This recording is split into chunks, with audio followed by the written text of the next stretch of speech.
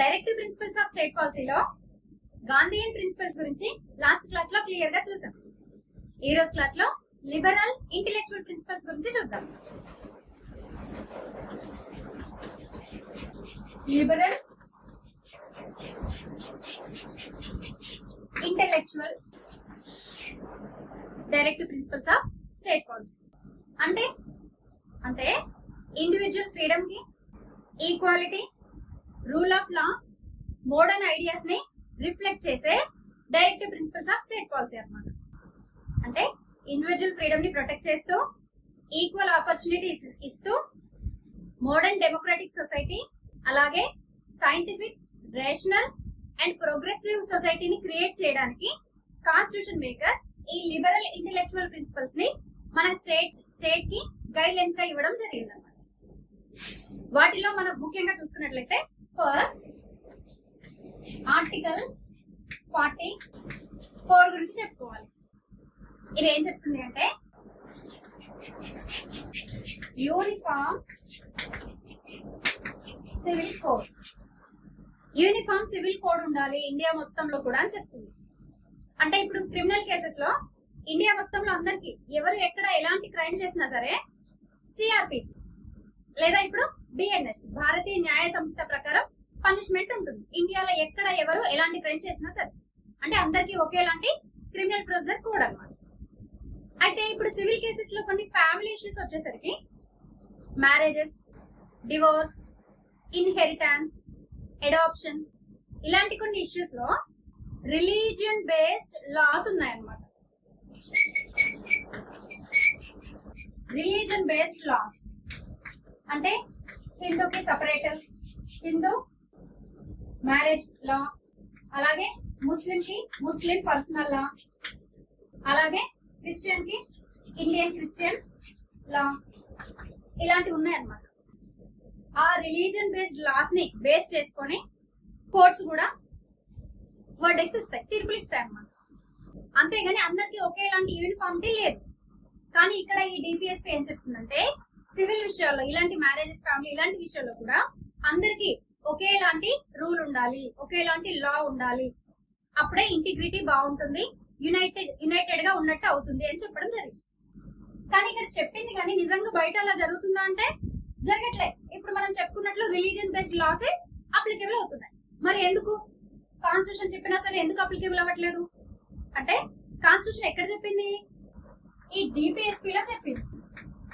DPSP అనేవి మనం already చెప్పుకున్నాం, ఎన్ఫోర్సబుల్ కాదు, జస్టిసబుల్ కాదు. సో అవి స్టేట్ కి ఇచ్చిన ఒక గైడ్ లైన్. కాన్స్టిట్యూషన్ స్టేట్ కి ఈ రూపంలో ఇలా యూనిఫామ్ సివిల్ కోడ్ మెయింటైన్ చేయండి అని ఒక గైడ్ లైన్ ఇచ్చింది. కానీ ఖచ్చితంగా ఫాలో అవ్వాలని ఉందా? లేదు. కానీ ఇండియా మొత్తంలో ఎక్కడా ఫాలో అవ్వట్లేదు అంటే మనం ఫాలో అవుతున్న కొన్ని స్టేట్స్ కూడా చెప్పుకోవచ్చు. గోవాలో uniform civil code type system implement అవుతుంది అన్నమాట. ఎందుకని అంటే అక్కడ గోవా ఇండియాలో మెర్జ్ అవ్వడానికి ముందు పోర్చుగీస్ వాళ్ళు రూల్ చేశారు కదా, ఆ పోర్చుగీస్ సివిల్ కోడ్ అనేది ఈ uniform civil code related system ఉంటుంది అన్నమాట. సో దాన్ని గోవాలో ఇంప్లిమెంట్ చేయడం జరుగుతుంది. అలాగే ఇంకో స్టేట్ రీసెంట్ గా ఉత్తరాఖండ్ 2024 లో బిల్ పాస్ చేయడం జరిగింది. ఉత్తరాఖండ్ లో కూడా ఈ యూనిఫామ్ సివిల్ కోడ్ ని ఇంప్లిమెంట్ చేస్తున్నారు. అంటే ఓవరాల్ గా 2 స్టేట్స్ అని చెప్పుకోవచ్చు, గోవా అండ్ ఉత్తరాఖండ్. 2 ప్లేసెస్ లో కూడా యూనిఫామ్ సివిల్ కోడ్ ని ఫాలో అవుతున్నారని చెప్పుకోవచ్చు. ఎందుకంటే ఇవి ఈ యూనిఫామ్ మ్యారేజ్ ఇలాంటి సివిల్ కోడ్ ఇదంతా కూడా కాంకరెంట్ లిస్ట్ లో ఉంది. స్టేట్స్ చేయొచ్చు, సెంటర్ కూడా లాస్ట్ చేస్తారు. సో ఈ ఉత్తరాఖండ్ లా చేయడం జరిగింది, పాస్ చేయడం జరిగింది, దాన్ని ఇప్పుడు ఇంప్లిమెంట్ చేస్తున్నారు. నెక్స్ట్ మన ఈ లిబరల్ ఇంటెలెక్చువల్ ప్రిన్సిపల్స్ లో ఇంకొక మోస్ట్ ఇంపార్టెంట్ ఆర్టికల్ ఏముంది అంటే ప్రిన్సిపల్ ఏముంది అంటే ఆర్టికల్ 45 చాలా చాలా ఇంపార్టెంట్. ఏం చెప్తుంది అంటే early childhood care and education. Early childhood care and education up to 6 years age, అంటే 0 to 6 years ఏజ్ గ్రూప్ వాళ్ళకి early childhood care and education. అంటే మనం ఈజీగా చెప్పుకునేది ఏంటంటే అంగన్వాడీ. ఈ ఏజ్ గ్రూప్ వాళ్ళు ఎక్కడ ఉంటారు? అంగన్వాడీలో, early childhood care and education, అంటే ప్రీ స్కూల్ అన్నమాట. ప్రీ స్కూల్ ఇవ్వాలి. అలాగే ఎర్లీ చైల్డ్హుడ్ కేర్, అంగన్వాడీలో న్యూట్రిషియస్ ఫుడ్ ఇవ్వడం అలాంటివి చేస్తారు కదా, అలా ఉండాలి అని చెప్తుంది ఈ ఆర్టికల్ 45. కానీ నిజంగా కాన్స్టిట్యూషన్ ప్రిపేర్ చేసిన టైంలో 1950లో ఇక్కడ ఏమని ఉంది అంటే free and compulsory education up to 14 years అని ఉందన్నమాట. 14 years ఏజ్ గ్రూప్ వాళ్ళకి ఫ్రీ అండ్ కంపల్సరీ ఎడ్యుకేషన్ ఇవ్వాలి అని ఆర్టికల్ 45 చెప్పడం జరిగింది. మరి ఇది ఎలా వచ్చింది అంటే 86th కాన్స్టిట్యూషనల్ అమెండ్మెంట్ లో 2002లో ఫండమెంటల్ రైట్ లో ఆర్టికల్ 21A ఇన్సెట్ చేయడం జరిగింది. ఇది ఏం చెప్తుందంటే ఇది ఆల్రెడీ 1950 నుంచి అంటే స్టార్టింగ్ నుంచి డిపిఎస్పి లో ఆర్టికల్ 45 లో ఉన్న ప్రొవిజన్ నే ఇక్కడ ఇంప్లిమెంట్ చేయడం జరిగింది, ఇన్సెట్ చేయడం జరిగింది అనమాట. Free and compulsory education up to 6 to 14 years age అనమాట. 6 to 14 year ఏజ్ గ్రూప్ పిల్లలకి ఫ్రీ అండ్ కంపల్సరీ ఎడ్యుకేషన్ ఇవ్వాలి అని ఆర్టికల్ 21A ఇన్సెట్ చేయడం జరిగింది 86th అమెండ్మెంట్ 2002లో. సో ఆల్రెడీ ఈ ప్రొవిజన్ ఇక్కడికి వచ్చేసింది కాబట్టి ఇక్కడ ఉన్నదాన్ని మార్చి pre school age, early childhood care and education గా చేంజ్ చేయడం జరిగింది అనమాట. ఇప్పుడు ఏదైతే 21A లో ఫ్రీ అండ్ కంపల్సరీ ఎడ్యుకేషన్ ఉందో 6 to 14 years కి, అది ఆల్రెడీ 45 లో ఉండడం జరిగింది. ఇక్కడ ఎప్పుడైతే ప్రొవిజన్ ఇన్సర్ట్ చేయడం జరిగిందో ఆర్టికల్ ని, అది కాస్త చేంజ్ అయ్యి ప్రీ స్కూల్ కి కన్వర్ట్ అవ్వడం జరిగింది అన్నమాట. ఇలా ఈ రెండు కూడా చాలా important.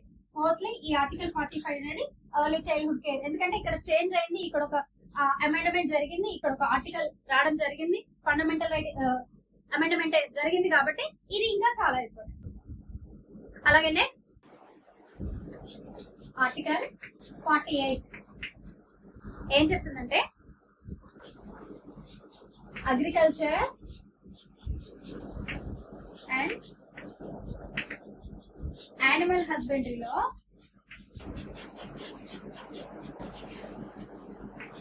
Modern and scientific technology, agriculture and animal హస్బెండరీలో మోడర్న్ అండ్ సైంటిఫిక్ అప్రోచ్ ని ఫాలో అవ్వాలి అని స్టేట్ కి చెప్తుంది అన్నమాట. అదే ఈ ఆర్టికల్ 48 ని మనం గాంధీయన్ ప్రిన్సిపల్ లో కూడా చూసాం, prohibition of slaughter of cows, protection of cattle అని. సో అదే ప్రొవిజన్ ఇక్కడ లిబరల్ ఇంటెలెక్చువల్ లో కూడా ఉండడం జరిగింది అనమాట. ఇక్కడేమో మోడర్న్ సైంటిఫిక్ అప్రోచెస్ ని యూజ్ చేయాలి, ఫాలో అవ్వాలి అని చెప్పడం జరిగింది.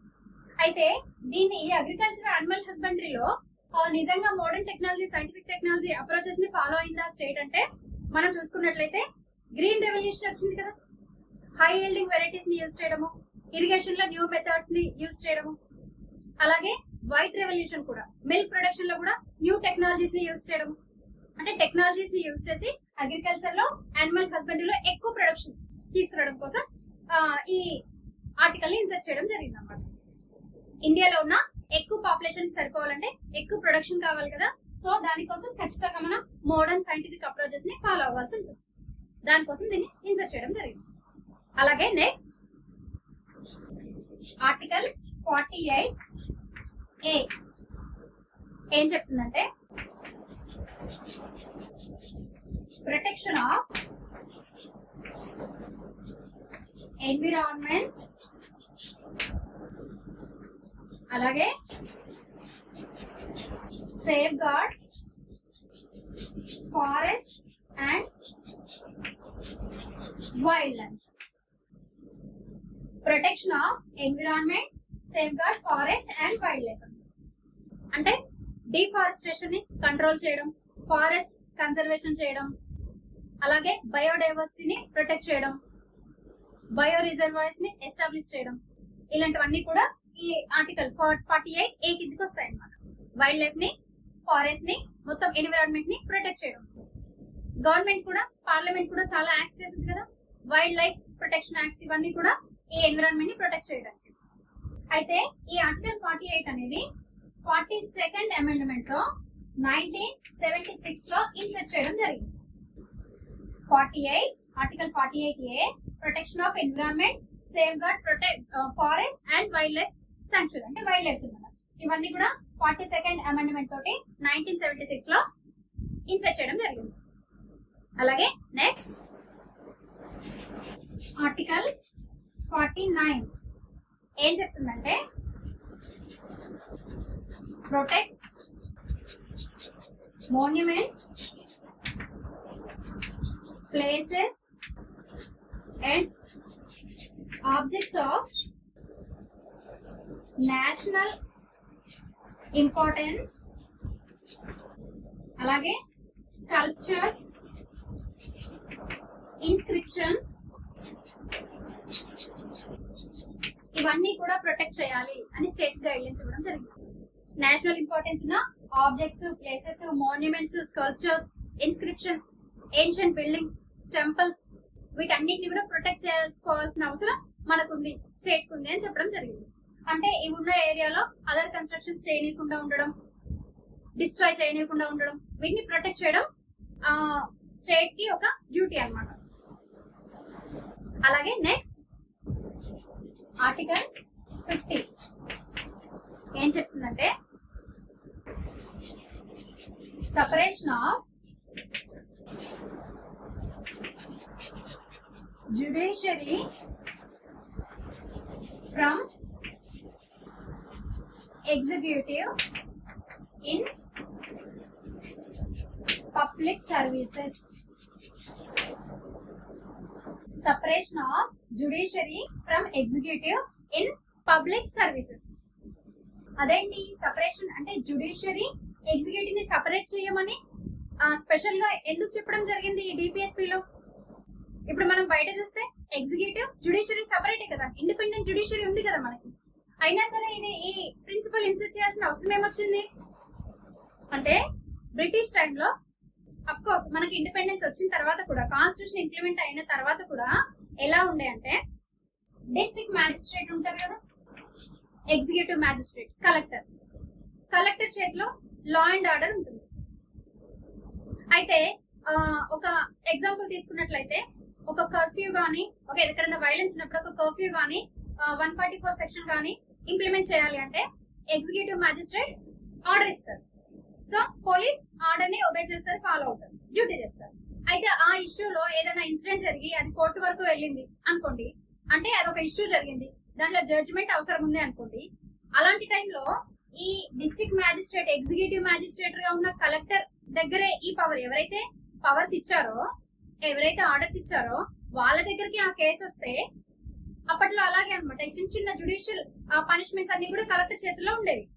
ఆర్డర్ ఇచ్చింది కలెక్టర్ ఆర్డర్స్ ని పోలీస్ ఫాలో చేశారు, డ్యూటీ చేశారు. దాంట్లో ఏదో ఇష్యూ అయింది, పోలీస్ కి సివిలియన్ కి ఏదో ఇష్యూ అయ్యి మళ్ళీ కలెక్టర్ దగ్గరికి వచ్చింది. అప్పుడు కలెక్టర్ ఎలా ఇంపార్షియల్ జడ్జిమెంట్ ఇవ్వడానికి ఉంటుందా? ఇంజస్టిస్ కి ఎక్కువ ఛాన్స్ ఉంటుంది కదా, ఎందుకంటే ఆర్డర్ ఇచ్చిందే తను తన ఆఫీషియల్స్ అంటే పోలీస్ ని కాపాడుకునే ప్రయత్నం చేస్తారు కానీ సివిలియన్ వైపు ఉండరు కదా. ఎందుకంటే ఒక ఆర్డర్ తప్పు అని చెప్తే అది కలెక్టర్ ఇచ్చిన ఆర్డర్, తన ఆర్డర్ తనే తప్పు అని చెప్పుకున్నట్టు అవుతుందిగా. సో అలా చేయరు, ఏం చేస్తారు, సివిలియన్ కి అపోజ్ వెళ్ళడానికి ఛాన్స్ ఉంటుంది. అంటే సివిలియన్ కి జస్టిస్ అనేది తక్కువ జరుగుతుంది, ఛాన్సెస్ చాలా తక్కువ ఉన్నాయి. ఎలా? ఈ డిస్ట్రిక్ట్ మ్యాజిస్ట్రేట్ అంటే ఈ ఎగ్జిక్యూటివ్ మ్యాజిస్ట్రేట్ అలాగే జ్యుడిషియల్ మ్యాజిస్ట్రేట్ కూడా ఒకే పర్సన్ అయినప్పుడు